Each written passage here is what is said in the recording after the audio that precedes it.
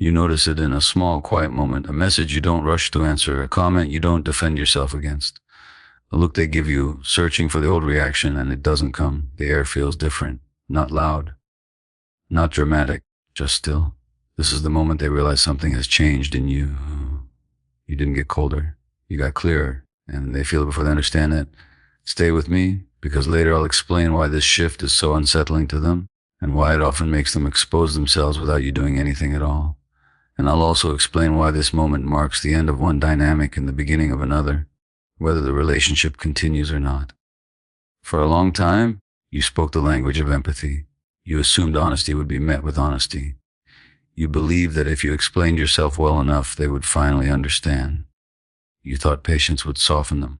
You thought love would teach them how to love you back. That way of relating comes from a good heart, but it also made you predictable. Silence feels hard for you because connection once meant survival. Somewhere early in life, you learned that being attuned, available, and emotionally open kept you safe. So when you pull back now, your body reacts as if you're doing something wrong. Your chest tightens.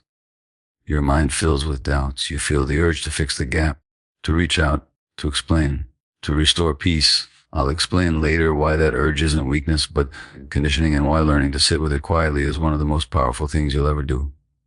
Silence isn't empty for someone like you. It's loud, it brings up memories, it triggers fear of being misunderstood or abandoned.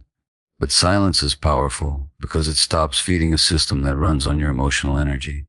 When you go quiet, you stop interrupting the truth.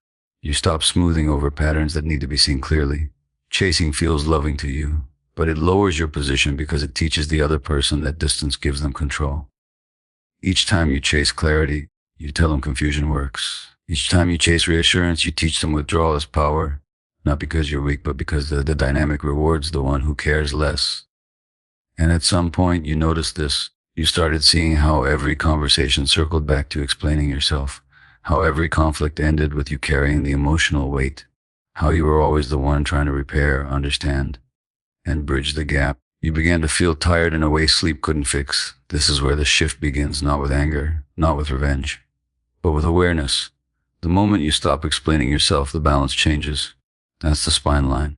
The moment you stop explaining yourself, the balance changes. When you learned their language, you didn't become manipulative. You became observant. You noticed how silence was used as pressure, how affection was given and taken away, how confusion kept you off balance.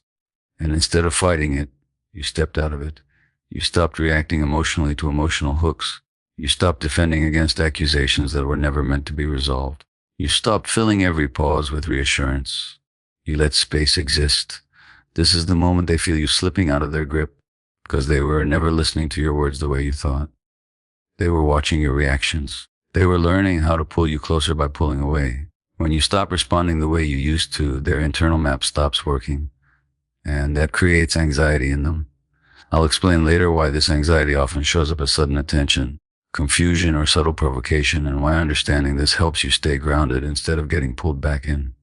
Silence is powerful because it returns you yourself. In silence, you stop negotiating your worth. You stop arguing with someone else's perception. You stop chasing validation from a place that was never going to give it freely. Chasing keeps you focused on them. Silence brings your focus back to you. When you hold your ground without hostility, something important happens. You're no longer trying to be understood at the cost of your self-respect. You're no longer trying to prove your reality. You're allowing reality to speak for itself. The moment you stop explaining yourself, the balance changes. Not because you're punishing anyone, but because you're no longer abandoning yourself. This doesn't mean you don't care. It means you care enough about yourself to stop bleeding emotionally for someone who isn't meeting you in the same place. It means you've learned that clarity doesn't come from more words. It comes from consistent behavior, and once you reach this place, there's no going back to who you were before. You can still be kind, you can still be open, but you're no longer available for dynamics that require you to shrink, chase, or overextend. In the next part, we'll talk about what starts happening in their mind when you step back like this, and why staying steady is more important than saying the perfect thing. When you step back, it can feel like you are doing nothing. But psychologically, you are doing something very big. You are interrupting a pattern that relied on your emotional availability to survive. Stepping back isn't avoidance, it's regulation. It's your nervous system learning that you don't have to respond to every signal, every mood, every pull. You are teaching yourself safety without overfunctioning. For someone who learned early in life to stay close, to stay useful, to stay emotionally present so love wouldn't disappear, stepping back feels unnatural.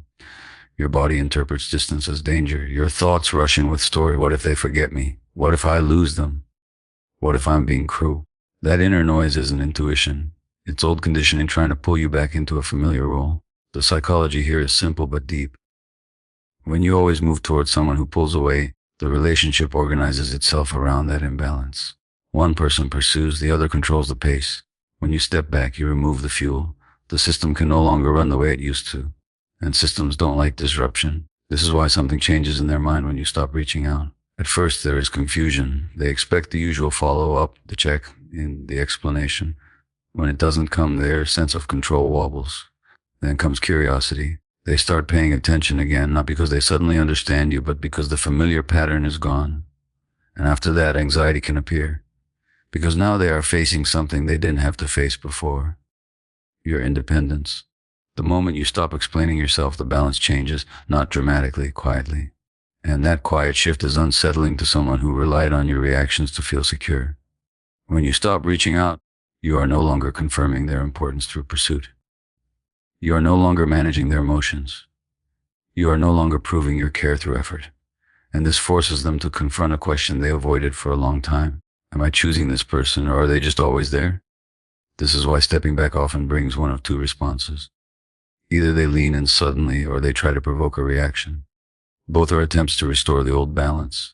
Neither means you should rush forward. Now let's talk about the hardest part for you.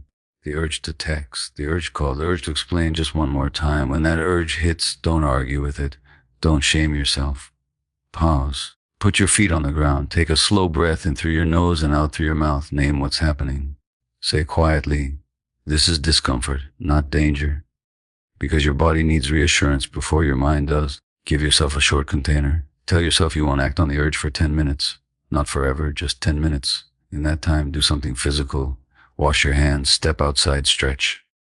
Movement helps discharge emotional energy. When the body settles, the urge weakens. If thoughts start racing, write them down. Not to send, just to empty your mind. Most urges to reach out are not about the other person. They're about relieving your own anxiety. Once you see that, you gain choice. The moment you stop explaining yourself, the balance changes, and that includes explaining to yourself why you're allowed to pause. What should you focus on daily instead of chasing? Structure, routine, small acts of self-trust. Eat at regular times, sleep when you can. Move your body gently. Keep promises to yourself, even small ones. When your life has rhythm, you are less pulled by emotional chaos. Also focus on truth, not hope. Hope says maybe this time they'll understand. Truth asks, what has consistently happened when I show up like this? You don't need to judge them. You just need to observe patterns honestly. Pay attention to how you feel when you're not chasing. At first, there may be emptiness, then clarity. You might notice how much mental space was taken up by managing someone else. That space now belongs to you. The moment you stop explaining yourself, the balance changes again, because now your energy is returning home. You may notice them watching more closely, asking indirect questions, testing boundaries. This isn't proof you should engage. It's proof the dynamic is shifting. Your job isn't to control the outcome. Your job is to stay regulated and grounded in your own center. This doesn't mean you shut down. It means you slow down. You respond when there is respect. You pause when there is pressure. You speak when it's aligned, not when you're anxious. And remember this, stepping back isn't about getting a reaction. It's about getting your life back. When you stop chasing, you start listening to your body, to your needs, to the quiet voice that was drowned out by effort.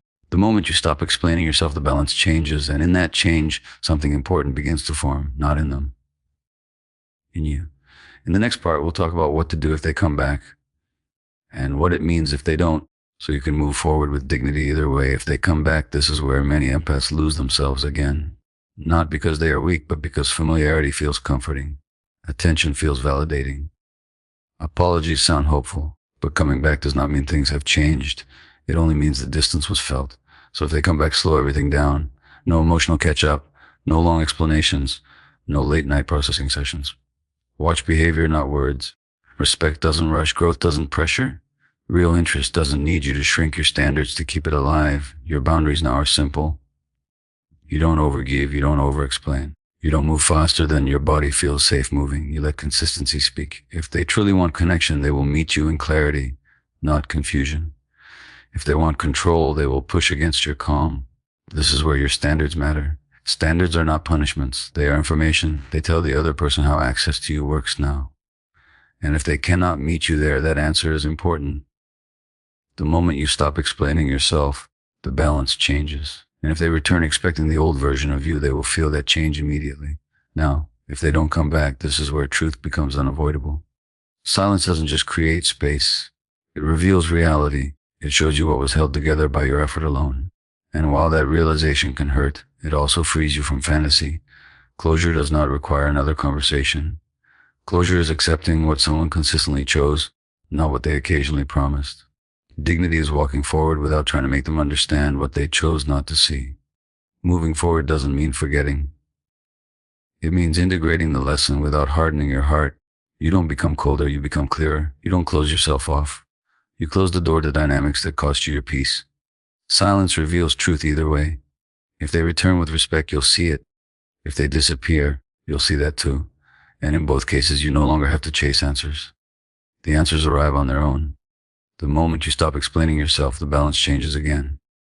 Because now your worth is not up for debate. You are no longer auditioning for care. You are choosing what gets to stay in your life. Here's a fast summary to ground you. Stepping back is not withdrawal. It is self-respect. Silence is not punishment. It is clarity.